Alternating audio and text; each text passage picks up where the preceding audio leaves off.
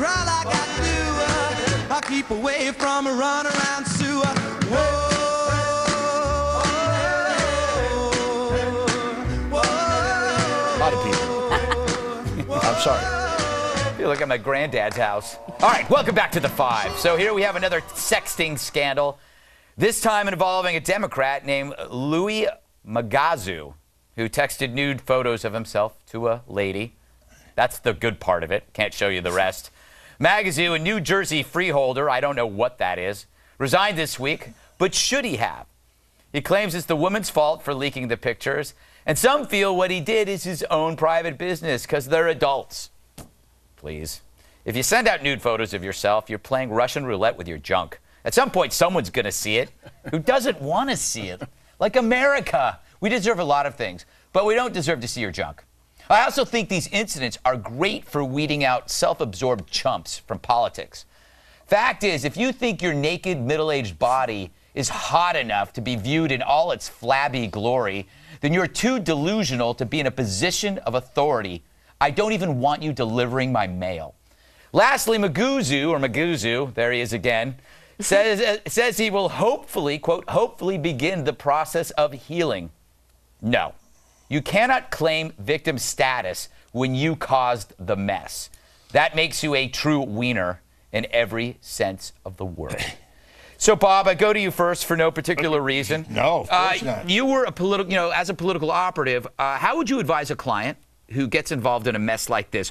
Do you try to keep him in his job? Do you tell him get out, rehabilitate, come back in a couple of years? Well, the first thing I would suggest to him is not get half his body tanned and the other half not tanned when I'm sending these out. And the thing that scares me about this is I didn't know these pictures hang around cyberspace. Yeah, I know. It scares you, Bob. Oh, man, I'm telling you. Remember that time in Mexico? Yeah, no, that was you.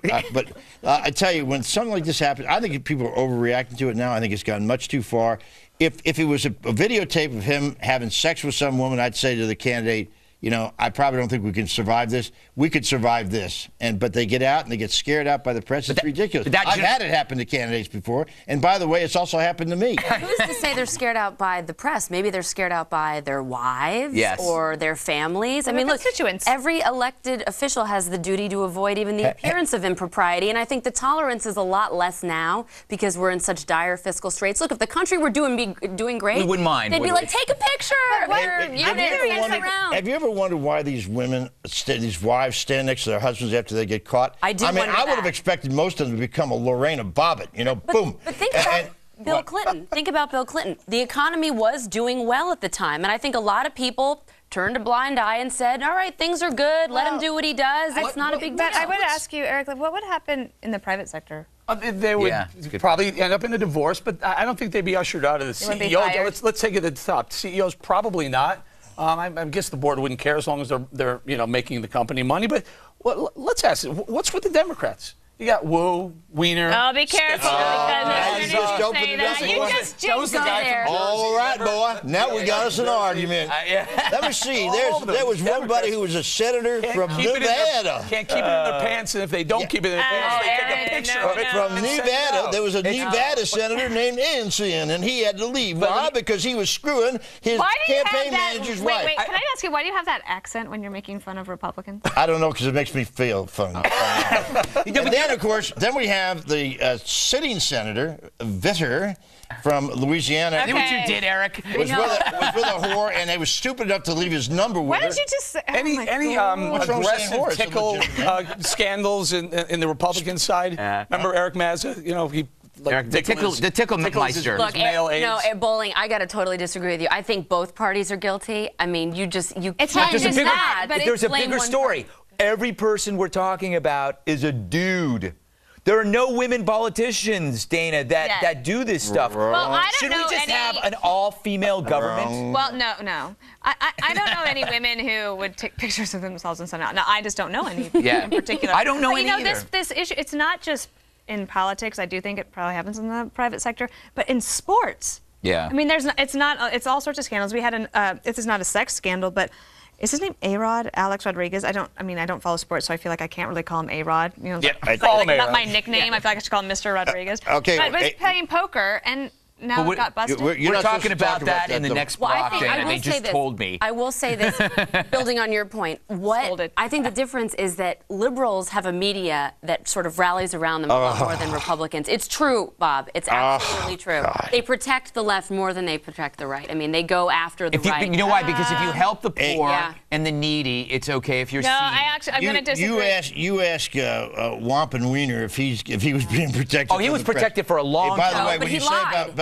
women, that's different. You don't lie to the media. That's why the New York Times. Oh no, because the media doesn't lie to anybody else. You know, Spitzer's going to run again. Isn't he going to run again now that he's out of CNN? Well, you know, the thing is, the problem he's got with that is that his hooker is back in business up here in New York, and I think it would be a real. If I were running against him in the primary, I'd find her and ask give her a person on the street interview about him. Yeah.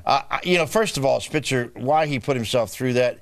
First of all, we got plenty of good-looking women down in Washington. You have to bring one in from New York and break. And you're saying it's an insult to Washington, D.C. prostitutes? Yes, it is. That's the outrage. Absolutely. But we should point out that in the private sector, if you're getting the job done, you're probably not going to have to walk away from it. Yeah. In sports, you sign some of these morality clauses where if you get caught doing some of this stuff, you risk forfeiting your contract. Can I make a point to Dana? Can we get a picture of Dana? She is blushing so bad. Oh, it's adorable. She really is. We got to stop doing this, Greg. Every time you get into this thing. Why did you lead the discussion on sex? Because that took me right down into the trench with you. Yeah. Yeah, and then you know what it is? Yeah. Over here, decide she's going to add into it and go.